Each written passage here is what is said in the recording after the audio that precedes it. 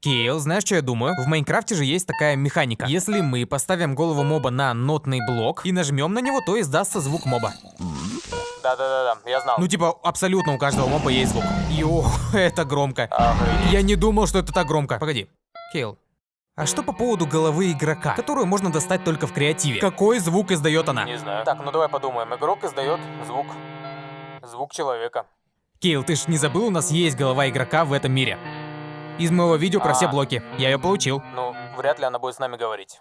Говорить она с нами не будет, но почему бы не проверить? Йоу, ну мне стало интересно реально, что скажет. Мне страшно. Мне страшно. А что если она взорвется? Окей, ты готов? Погоди, а если заспавнится Херобрин? Стоп. Ну такую фишку мы бы, наверное, знали. Окей, ты готов? 3, 2. Погоди, нет, ты нажимай. Я не буду нажимать. Окей, ладно, нажимаю. Окей. Взрыв.